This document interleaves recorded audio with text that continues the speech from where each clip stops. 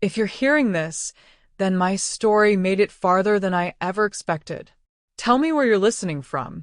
I want to know how far this all travels because for a long time, I thought my world had already shrunk to nothing. The night everything fell apart started like something I still believed I could save.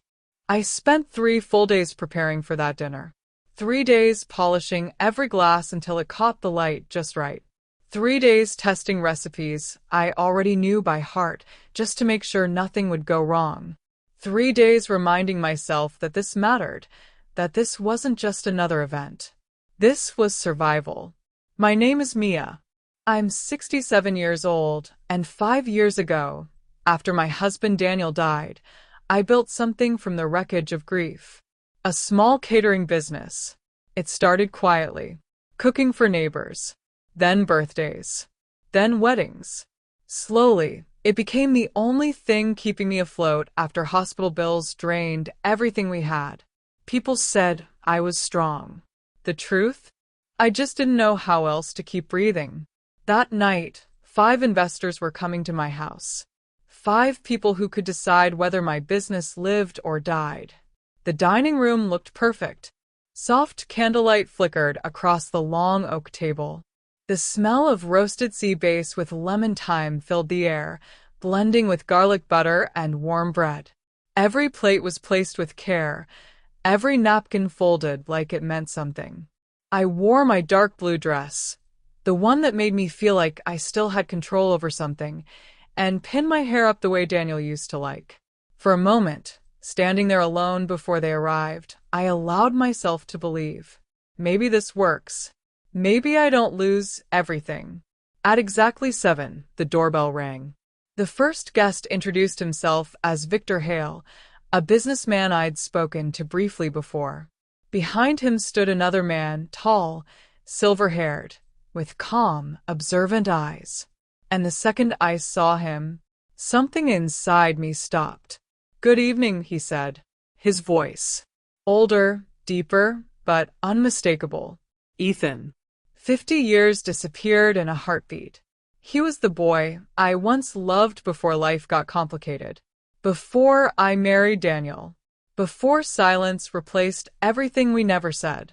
Our hands touched in a polite handshake. But it didn't feel polite. It felt like something unfinished. I didn't even know if he recognized me. My last name had changed long ago. My life had changed even more. But the way he looked at me, it made me wonder. The rest of the guests arrived, and I did what I had trained myself to do for years. I performed. I served the first course. I explained my business model. I talked about expansion plans, partnerships, growth. My voice stayed steady even when my hands didn't. Ethan asked questions, good ones. Thoughtful ones. The kind that made me feel seen, not evaluated. And every time I answered, I felt his eyes studying me, like he was searching for something buried under decades. For a while, everything was going right, until the front door slammed. The sound echoed through the house like a warning. My chest tightened instantly. I knew that sound. Heavy footsteps followed, uneven, careless. Then the sharp thud of heels being kicked off. And then she appeared. My daughter. Her name is Clara. She stood in the doorway of the dining room, swaying slightly, her makeup smudged, her blouse wrinkled, the faint smell of alcohol reaching the table before she spoke. "Well," she said, dragging the word out, "this looks impressive." Every head turned. I felt heat crawl up my neck. "Clara," I said quietly, forcing calm into my voice. "We have guests." "Guests?" she laughed. "Oh, you mean the people you're trying to convince you actually know what you're doing?" Silence fell instantly. You could feel it, like something fragile had just cracked. "Maybe you should go upstairs," I said, still trying to keep this contained. "We can talk later." But she stepped further into the room. "No," she said. "I think they deserve to know who they're dealing with." My stomach dropped. "You want to invest in her?" she continued, gesturing toward me. Someone who couldn't even manage her own family? I couldn't breathe. I saw the discomfort on the guests' faces, the way they shifted, the way they avoided eye contact. And worst of all, I felt Ethan watching me. "Clara, please," I whispered. But she didn't stop. She grabbed a wine glass from the sideboard, holding it like she was making a toast. "You're being ridiculous, Mom," she said loudly. "All this pretending, all this effort to impress people who don't care." Her eyes locked onto mine, cold, sharp. "Why don't you do something useful for once?" she added. "Go wash the dishes." The glass slipped from her fingers. It shattered on the floor, and something inside me shattered with it. The dinner ended 10 minutes later. Polite smiles, awkward apologies, empty promises like, "We'll be in touch." I stood at the door and watched them leave, one by one, my future disappearing with every car that drove away. All except one. Ethan stayed. He didn't say anything at first. He just quietly bent down and started picking up pieces of broken glass. "You don't have to do that," I said. "I know," he replied softly. "I want to." We cleaned in silence. And when everything was finally still, we ended up standing in my kitchen, alone, with 50 years sitting between us. Then he said my name. "Mia." Not Mrs. Anyone. Just Mia. That's when I knew. He remembered. I didn't sleep that night. After Ethan left, after the silence settled back into the walls of my house, I just sat in the kitchen staring at nothing, replaying every second of the evening like I could somehow undo it. The broken glass was gone, the table was clean again, but the damage, that stayed. Not just the ruined dinner, not just the lost opportunity. Something deeper had cracked open, something I had been holding together for years without realizing how fragile it really was. By morning, I was still wearing the same dress. I hadn't even noticed. The phone rang just after 8, sharp and intrusive, cutting through the quiet like it didn't care what kind of night I'd had. For a second, I thought about ignoring it, letting it ring, pretending the world could wait. But it didn't stop, and eventually I picked it up. "Mia, this is Caroline from Greenridge Hall." My stomach tightened instantly. Greenridge Hall wasn't just another client. It was one of my biggest upcoming events. A corporate anniversary. Nearly 200 guests. Weeks of preparation already in motion. "Yes," I said, trying to steady my voice. "Good morning, Caroline." There was a pause. The kind that tells you something is already wrong before the words come. "I'm afraid I'm calling about the event scheduled in 2 weeks," she said carefully. "We've received some concerning information." My grip tightened on the phone. "What kind of information?" Another pause. "We were contacted yesterday by someone claiming to be your daughter." Everything inside me went cold. "She expressed serious concerns about your ability to manage the event," Caroline continued. "She mentioned issues with memory, organization, reliability. Given the size of the function, we simply can't take that risk." For a moment, I couldn't speak. It felt like the room had tilted. "There must be a misunderstanding," I said finally, but even to me, my voice sounded distant. "I've handled events larger than this. You know my work." "I do," she replied, and there was genuine regret in her tone. "But we have to consider what we've been told. The decision has already been made." "Canceling?" I whispered. "I'm sorry." And just like that, it was over. The line went dead, and I stood there in the middle of my kitchen, still holding the phone long after the call ended, as if letting go of it would make everything real. This wasn't an accident. This wasn't bad luck. This was deliberate. Clara hadn't just embarrassed me the night before. She had been working against me. Systematically. Quietly. For who knows how long. The thought made my chest tighten in a way that had nothing to do with business. My own daughter. The doorbell rang. I flinched, my heart jumping before I could stop it. For a brief, irrational second, I thought it might be another client calling to cancel, showing up in person to deliver the final blow. But when I opened the door, it was Ethan. He stood there holding 2 coffee cups, his expression calm but searching, like he already knew something wasn't right. "I thought you might need this," he said gently, offering one of the cups. Something in me almost broke again, but this time, not from humiliation. From relief. I stepped aside to let him in.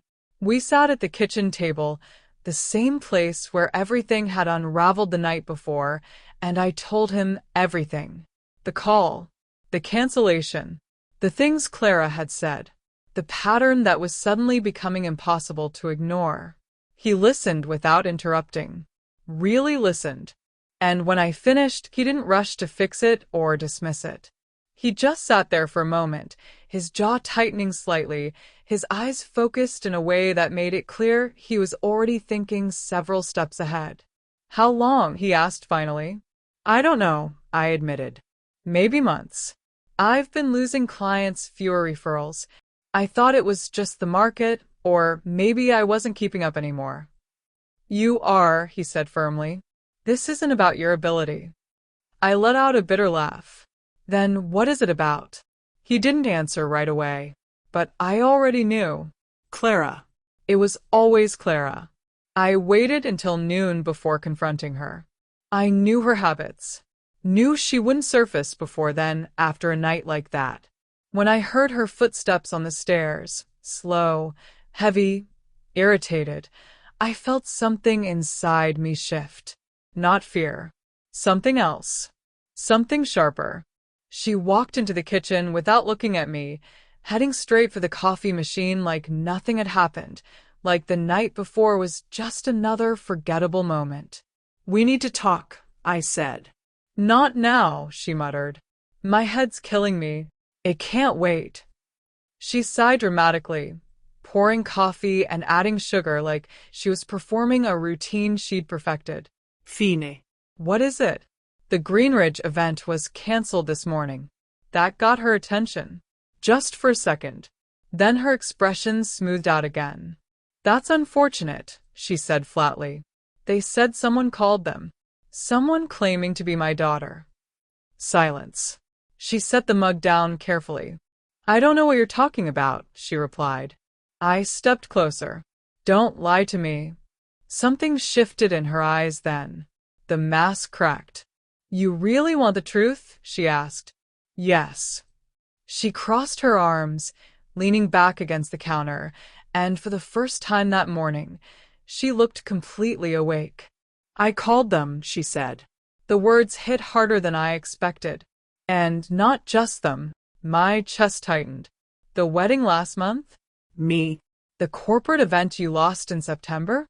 "Also me." "Isterte her." "Why?" She laughed, but there was no humor in it. "Because you don't deserve any of it." I felt like I'd been slapped. "I built this business from nothing," I said.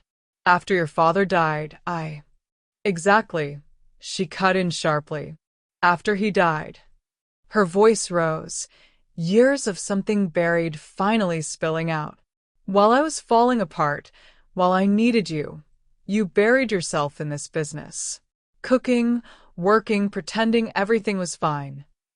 "I was grieving too," I said, but even as I spoke, I could hear how weak it sounded. "You were hiding," she snapped. "And everyone praised you for it. Mia is so strong. Mia is so independent. It made you feel important." "That's not true." "Isn't it?" she shot back. "When was the last time you actually cared about me? Not the house, not the business me." I didn't answer, because I couldn't. And she saw it. "You chose that life over me," she said, quieter now, but somehow more cutting. "So now you don't get to keep both." Before I could respond, the doorbell rang again. We both froze. I already knew who it was. Clara followed my gaze toward the door, and something dark settled into her expression. "Perfect," she said. "Your new distraction is here." She walked toward the door before I could stop her. Clara, don't, I said, but she ignored me. She opened it with a completely different face, soft, polite, almost sweet. Ethan, right? She said. I wanted to apologize for last night. I stood behind her, helpless as she continued, her tone smooth but edged with something poisonous underneath. I just get concerned, she added lightly. You know how it is, older people can be vulnerable. Ethan didn't react immediately. But I saw it. The shift in his posture, the awareness. And in that moment, I realized something that made my chest tighten for a completely different reason. Clara wasn't just trying to destroy my business. She was trying to control everything, including me. And for the first time, I started to wonder what would happen if I didn't let her. That night, I finally understood something I should have seen a long time ago. Clara wasn't just angry. She wasn't just hurt. She was calculating. After Ethan left, after her fake politeness melted back into that cold, controlled expression, the house felt different. Not like a home anymore. More like a place where I was being watched, measured, slowly pushed into a corner. We barely spoke the rest of the evening. She stayed in the living room, scrolling through her phone like nothing had happened, like she hadn't just admitted to sabotaging my work, my reputation, my life. I stayed in the kitchen longer than necessary, wiping already clean surfaces, pretending I had something to do just so I wouldn't have to look at her. But the silence wasn't peaceful. It was heavy, intentional, and somewhere beneath it, I could feel something building. By midnight, I went to bed, but I didn't sleep. I lay there staring at the ceiling, replaying her words, the way she said them so casually, like what she'd done was justified, like I deserved it. Every creak of the house made my chest tighten, every small noise pulling my thoughts further into a place I didn't want to go. At around 3 in the morning, I gave up. I got out of bed, wrapped a cardigan around myself, and went downstairs to make tea. The house was dark, the kind of quiet that feels unnatural, like it's hiding something. I moved slowly, careful not to make noise, though I didn't even know why I was being careful. Then I heard it, a soft rustling sound. Paper. It was coming from Daniel's old study. I froze. That room had barely been touched since he passed. I kept it clean, but I never changed anything. It was the one place in the house that still felt like him, like something steady and untouched by everything that came after. The door was slightly open. A thin line of light cut across the hallway floor. My heart started beating faster as I stepped closer, each step quieter than the last, like I already knew I wasn't supposed to see what was inside. I pushed the door open. Clara was sitting at Daniel's desk. Not just sitting, going through things. Papers were spread everywhere. Files, documents, folders I hadn't opened in years. Financial records, business contracts, bank statements. My bank statements. She didn't even look surprised when she saw me. "Oh," she said calmly. "You're up. What are you doing?" My voice came out sharper than I expected. She leaned back in the chair, completely at ease, like she belonged there more than I did, making sure I understand what we're dealing with. "That's not your business," I said, stepping into the room. "Those are private." She picked up a paper and waved it slightly. "Not all of them," she said. "This account, for example, joint. My name's on it." My stomach dropped. The account. I had added her years ago, when Daniel was sick. When everything was chaos, hospital visits, bills, decisions I could barely keep track of. I trusted her. I thought I was making things easier. "I needed help back then," I said slowly. "That doesn't mean you get to." "I've been monitoring it for months," she interrupted. The words landed like ice. "Monitoring," I repeated. "Yes," she said, like it was obvious. "Someone had to." A cold realization spread through me. "You've been taking money." She raised an eyebrow, almost amused. Taking, she echoed. No, Mum. I've been protecting it. From what? From you. The room felt smaller. From bad decisions, she continued. From a failing business. From you throwing everything away because you're too emotional to see what's actually happening. I stared at her, trying to reconcile this version of my daughter with the one I thought I knew. You've been destroying that business, I said. Calling my clients. Ruining my reputation. And saving you from a bigger collapse, she replied instantly. You just don't see it yet. I shook my head slowly. This isn't protection. This is control. She stood up then, moving around the desk toward me, her expression sharpening. Call it whatever you want, she said. It doesn't change what's going to happen. A chill ran down my spine. What do you mean? She reached back to the desk and picked up a document. I mean this. She held it out.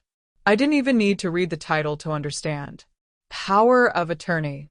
My name already printed. Everything prepared. Waiting. You're going to sign it, she said. I let out a quiet, disbelieving breath. You can't be serious. I'm completely serious, she replied. This way, I can manage everything properly. The finances, the house, your accounts. No more mistakes. I'm not incompetent, I said, my voice rising. Not yet, she said calmly. But you're getting there. The words hit harder than anything else she'd said. You've been telling people that. I realized. That I have memory problems. I've been preparing, she corrected. For what? In case you refuse to cooperate. My chest tightened. What does that mean? She stepped closer, her voice dropping, almost conversational. It means if you don't sign willingly, I'll have you declared unfit. The air left my lungs. You wouldn't. She didn't hesitate. I would. You said the hair. My daughter, saying this without emotion. I have records, she continued. Examples of your behavior. The business losses. Witnesses from your little dinner disaster. It wouldn't be hard to build a case. You're lying. Am I? She tilted her head slightly. Or are you just hoping I am? I couldn't speak. The room felt like it was spinning again, but this time there was no chair, no table, nothing to hold on to. You have until tomorrow morning, she said, placing the document back on the desk. Sign it, and we handle this quietly. Refuse, and it gets messy. She smiled, and it was the coldest thing I had ever seen. Your choice. I walked out of the room without another word. I don't remember getting back to my bedroom. I just remember sitting on the edge of the bed, staring at my hands, realizing something I had been avoiding for far too long. I wasn't safe in my own house. Not emotionally. Not financially. Not at all. For years, I had told myself that Clara was just hurting. That grief had changed her. That time would fix it. But this wasn't grief anymore. This was something else. Something deliberate. Something dangerous. And for the first time, I understood that if I didn't do something, she would take everything. Not just my business. Not just my money. My life. I reached for my phone. My hands were shaking, but my mind wasn't. I knew exactly who to call. Ethan answered on the second ring, his voice still heavy with sleep. Mia, he said immediately, alert now. What's wrong? I need to see you, I said. There was no hesitation. Where? Somewhere she won't find us. A brief pause. Tell me where. I thought for a second, then pictured a place I hadn't been in years. A small diner on the edge of town, where Daniel and I used to go on Sunday mornings before everything got complicated. Corner of Maple and 3rd, I said. 7 a.m. I'll be there. He didn't ask questions, didn't doubt, just showed up already in a way that made something inside me feel steadier. I ended the call and sat there for a moment longer. Then I stood up, because something had changed. Not around me. inside me. For the first time since Daniel died, I wasn't reacting. I was deciding. Clara thought she had already won. She thought I was weak. Predictable. Afraid of losing her. She thought I would fold. But as I stood there in the quiet of my bedroom, with the weight of everything pressing down on me, I realized something she never expected. I had nothing left to be afraid of losing, and that made me dangerous. I left the house before sunrise. For a moment, I stood in the doorway, keys in my hand, listening. The silence inside felt almost staged, like the house itself was holding its breath. Clara's door was closed. No movement, no sound. If she woke up and realized I was gone, she would question it. She questioned everything now. So I moved carefully, not like a frightened woman, like someone who had finally decided she wasn't going to be trapped anymore. The air outside was cold, sharper than I expected, and it hit my lungs in a way that made me feel awake for the first time in days. I got into the car and drove without turning on the radio, without even thinking. My mind was already ahead of me, already replaying everything from the night before, but this time not with fear, with clarity. By the time I reached the diner, the sky was just beginning to lighten. He was already there. Ethan sat in a corner booth, hands wrapped around a coffee mug, like he had been waiting longer than he needed to. When he saw me, he stood immediately, concern flashing across his face, but he didn't rush me. He just watched, giving me space to sit, to breathe, to speak when I was ready. I slid into the booth across from him. "I want to disappear," I said.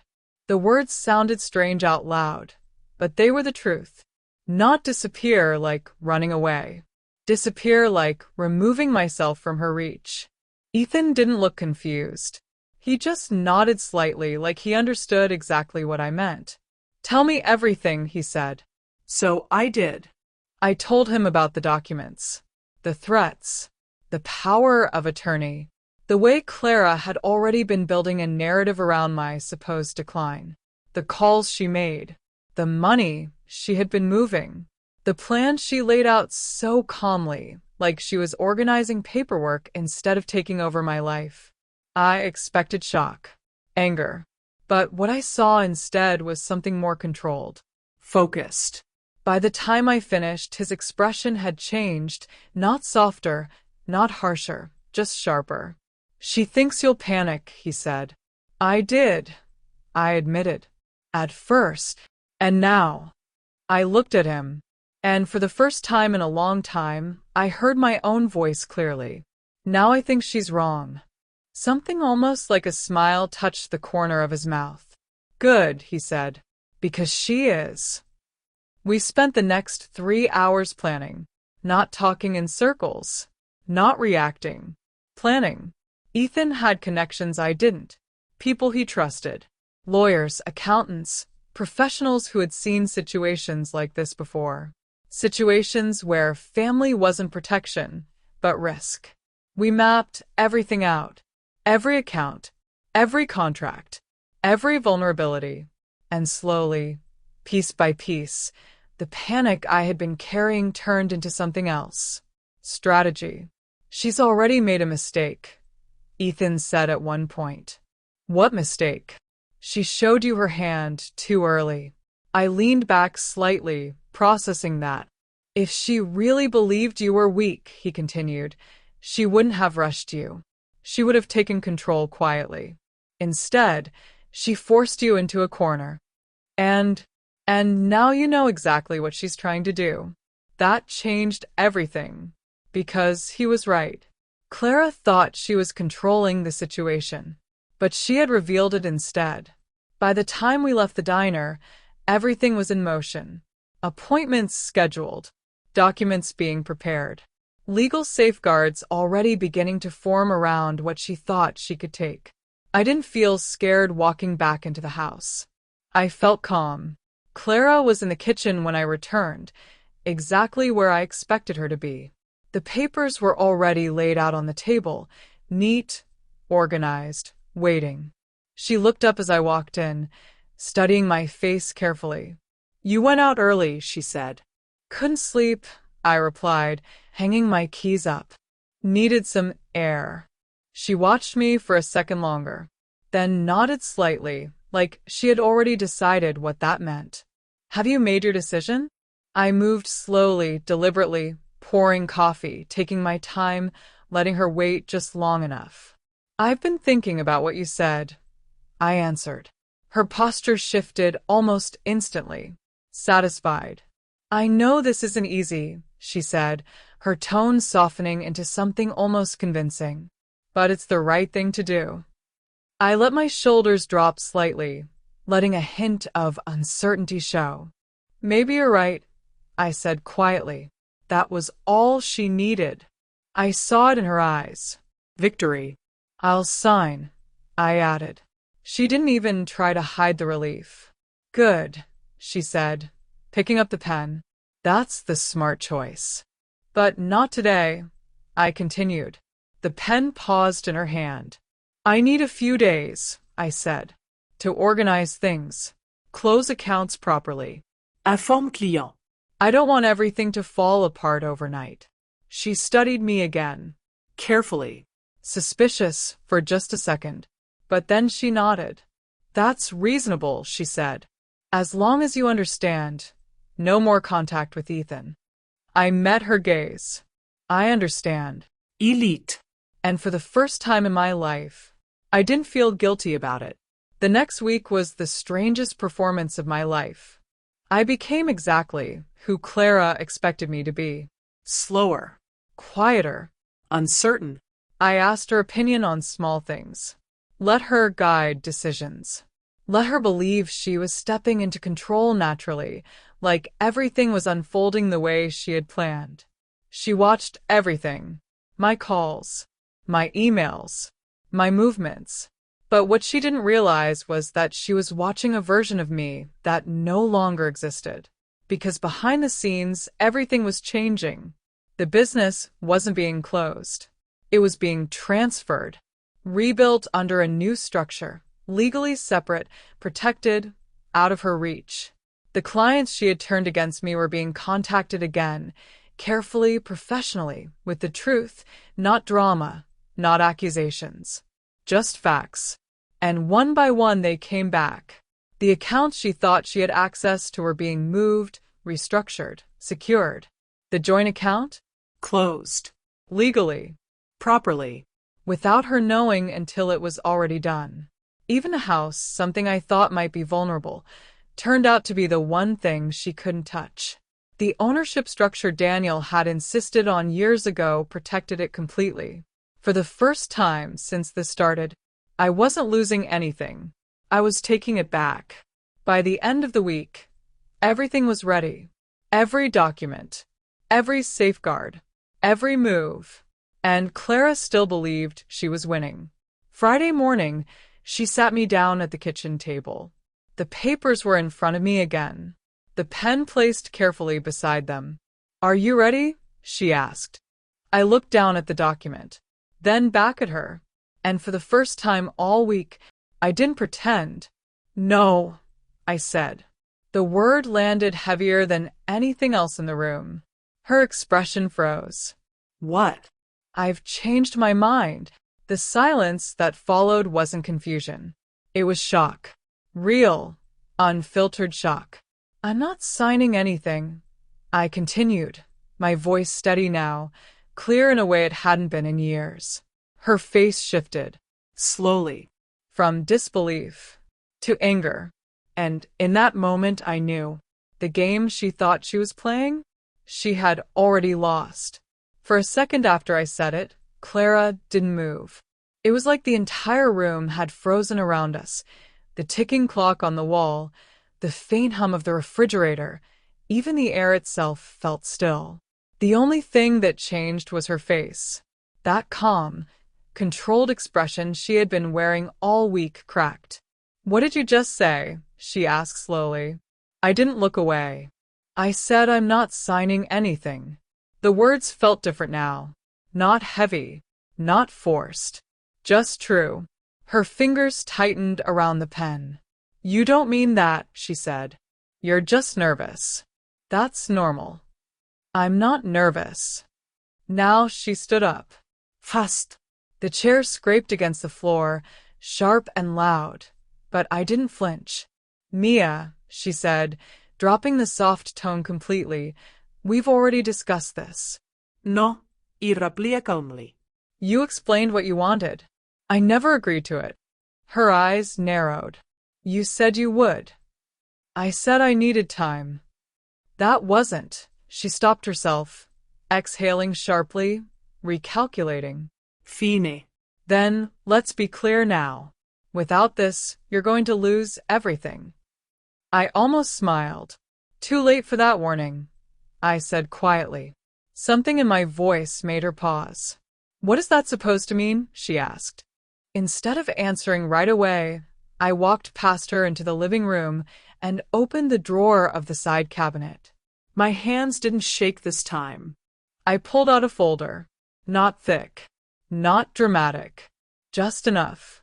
When I returned to the kitchen, she was watching me closely, suspicion already creeping into her expression. I placed the folder on the table between us.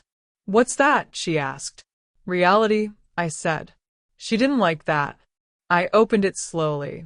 These, I continued, pulling out the first set of papers, are phone records.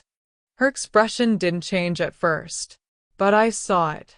The flicker. They show every call made from your phone to my clients over the past 4 months. Dates. Times. Durations. She stayed silent. So I continued. These, I said, placing another document down, are bank statements from the joint account. Every withdrawal, every transfer, every amount that doesn't belong. Her jaw tightened. You had no right. I had every right. I cut in, my voice still steady. It's my account too. Or, at least it was. That caught her attention. What do you mean was? I met her eyes. It's close. For the first time, she looked genuinely caught off guard. You can't just. I already did. The silence shifted again. This time it wasn't control. It was uncertainty. And this, I said, pulling out one final item, a small recorder, placing it gently on the table, is a recording. Her eyes locked onto it instantly. Of what? She asked, though I think she already knew. Of you, I said, explaining exactly what you plan to do. The threats, the pressure, everything. Her face went pale. You recorded me? She whispered. Yes. That's illegal. No, I said calmly. Not here. The room felt smaller now. Not for me. For her. You wouldn't use that, she said, but her voice had changed. It wasn't confident anymore. It wasn't controlled. It was unsure. I already have, I replied. That's when the anger came back. Fast. Explosive. You're bluffing, she snapped. You think you can scare me with paperwork? I shook my head slowly. I've already filed a report, I said. Financial activity, unauthorized use of funds, attempted coercion. Her breathing changed. Shorter. Faster. And as of this morning, I added, your name has been removed from every account, every document, everything you thought you had access to. The words landed harder than anything else I'd said, because they weren't just a warning. They were final. You're lying, she said again, but this time it sounded weaker. Call the bank, I said. See for yourself. She didn't move, didn't reach for her phone, because she knew. The truth has a way of settling into a room without needing to be proven twice. You think this changes anything? She said finally, but now there was something underneath her voice. Something close to panic. I think it changes everything. She laughed, but it wasn't real. Fine, she said. Then I'll go through with it. I'll have you declared incompetent. I'll bring everything forward. You won't survive that. You can try, I said. And I meant it. because now I knew something she didn't. She had built her entire plan on one assumption, that I wouldn't fight back. And when they ask for proof, I continued. When they look at your calls, your transfers, your threats. Her silence answered that. You built your case on lies, I said quietly. And lies don't hold up when someone finally decides to tell the truth. For a moment, neither of us spoke. And in that silence, something ended. Not suddenly, not dramatically, just completely. You're making a mistake, she said finally. I looked at her, really looked, not as my daughter, not as someone I needed to protect, but as someone who had made her own choices. The only mistake I made, I said, was believing you wouldn't go this far. Her expression hardened again, but it didn't have the same strength behind it anymore. I picked up the unsigned power of attorney papers from the table, walked to the fireplace, and without hesitation dropped them into the flames. She watched them burn, didn't move, Didn't speak. just watched. Pack your things, I said, still facing the fire. That got her attention. What? You heard me. I turned back to her. You have until tomorrow. Her eyes widened slightly. You're kicking me out? I'm taking my life back. The difference mattered. For a second, I thought she might argue again. Fight. Push harder. But she didn't. Not this time. Because she could see it.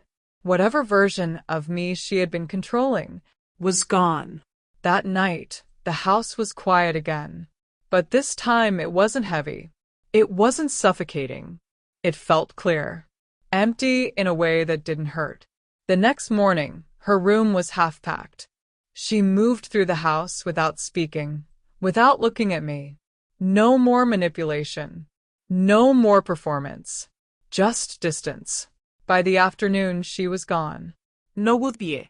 No epalegi. Just the sound of the front door closing. And silence. Real silence. I stood in the living room for a long time after that. Not moving.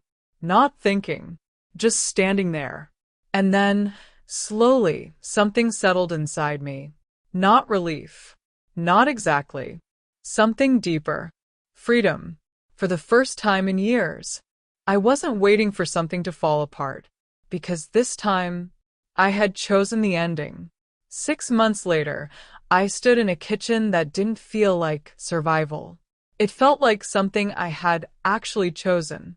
Sunlight poured through the tall windows, catching on polished steel surfaces and turning everything warm, almost golden. The air smelled like fresh herbs, citrus, and something sweet baking in the oven. There was movement, rhythm, purpose, but none of the desperation that used to sit quietly underneath everything I did. This wasn't the same business. It wasn't even the same life. It was better. And for the first time, I allowed myself to admit that without guilt. Those flowers are slightly uneven, Ethan said from across the counter, adjusting a small arrangement like it was the most important task in the world. I leaned against the prep table, watching him. At this point, I replied, I think the guests will survive. He smiled without looking up. Presentation matters. Of course it does, I said, walking over and gently fixing one of the stems he had missed. But so does not overthinking everything. He finally looked at me then, and there it was again. That look. Not curiosity like before. Not recognition.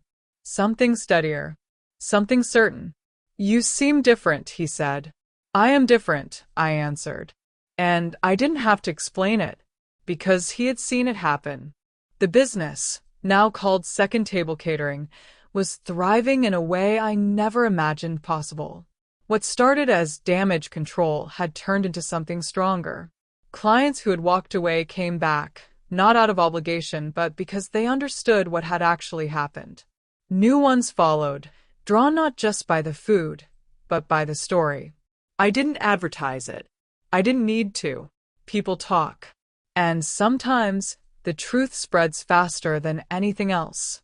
We had moved everything out of the house and into this new space, a proper kitchen, open, bright, built for growth instead of survival. Ethan had invested not just money, but experience. He understood structure, logistics, scaling, things I had been learning the hard way for years. Together, we didn't just rebuild. We improved. And somehow it felt natural. Like we had simply picked up a conversation that had been paused for decades. The bell above the front door chimed, pulling me out of my thoughts. I wiped my hands on a towel and stepped into the reception area. Two familiar faces stood there. For a second, I didn't react.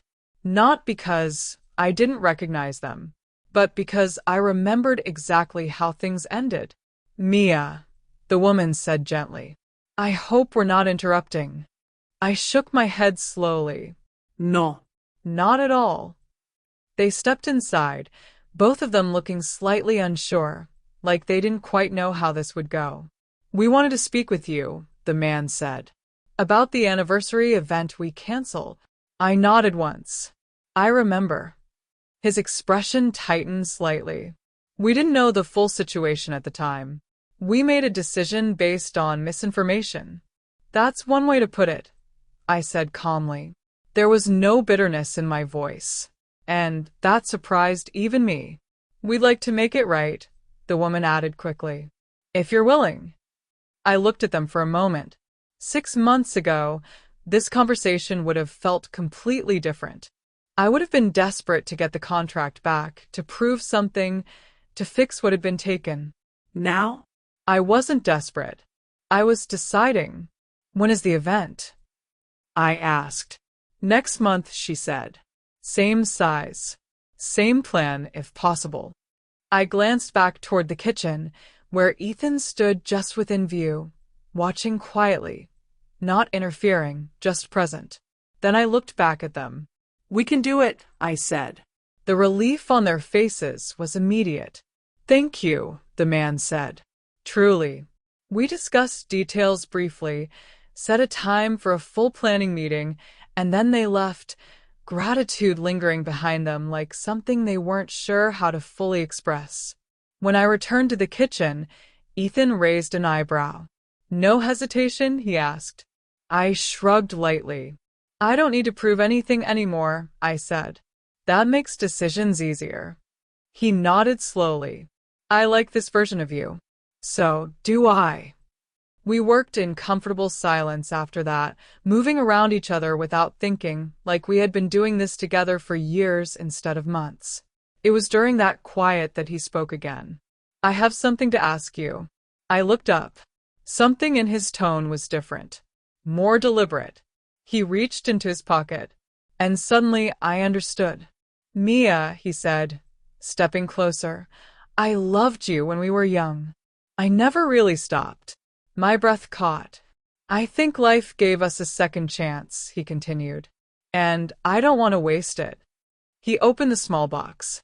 The ring wasn't extravagant. It didn't need to be. It was simple. Clear. Certain. Will you marry me? For a moment, I didn't answer. Not because I didn't know, but because I felt the weight of everything that had led here. Every loss, every mistake, every decision I thought had closed doors forever. And yet, here I was, at 67, being asked to choose again. Yes, I said. His smile was immediate, real, unguarded in a way that made something warm settle deep inside me. The ring fit perfectly, like it had always been meant to. That evening, as we were closing up, the phone rang. I almost didn't answer. We were done for the day, and for once, I wasn't in a hurry to chase anything. But something made me pick it up. Second table catering. This is Mia. There was a pause. Then a voice. Mom. Everything inside me went still. Clara. Her voice was different. Quieter. Uncertain. I didn't know if you'd answer, she said. I almost didn't, I replied honestly. A small pause. That's fair. I sat down slowly. Ethan immediately noticing the shift, moving closer but not interrupting. What do you want? I asked. Nothing, she said quickly. I mean, not like before. Another pause. I just wanted to say I'm sorry. I didn't respond right away, because I wasn't sure what that meant anymore. I know that doesn't fix anything, she continued. I know what I did. I can't undo it. No, I said quietly. You can't. I just needed you to hear it, she said. That I know now. What I did. What I became. I closed my eyes briefly, not to block it out, just to feel it fully. Where are you? I asked. Seattle, she said. I got a job. Nothing special. Just working. That's something. Yeah, she exhaled softly. It is. Another silence. Different this time. Not heavy. Just honest. I heard you're doing well, she said. I am. I'm glad, she added quickly. Really. I believed her. And that surprised me. I don't expect anything, she said. I just wanted to say it. I nodded, even though she couldn't see it. I heard you, I said. That was enough. After the call ended, I sat there for a moment, the quiet settling around me again. Ethan placed a hand on my shoulder. How do you feel? He asked. I thought about it. About her. About everything. Like a mother, I said. And like someone who finally understands where the line is. He didn't ask me to explain. He didn't need to, because the truth was simple. I would always love her, but I would never lose myself again. That night, as we locked up and stepped outside, the sky was painted in deep orange and fading gold. I glanced at my hand, at the ring catching the last light of the day, and for a moment, I thought about the woman I used to be, the one who stayed silent, the one who endured, the one who thought love meant sacrifice without limits. She wasn't weak. She just didn't know she had a choice. Now I did. And at 67, I was finally living like it. If you made it this far, tell me honestly, what would you have done in my place?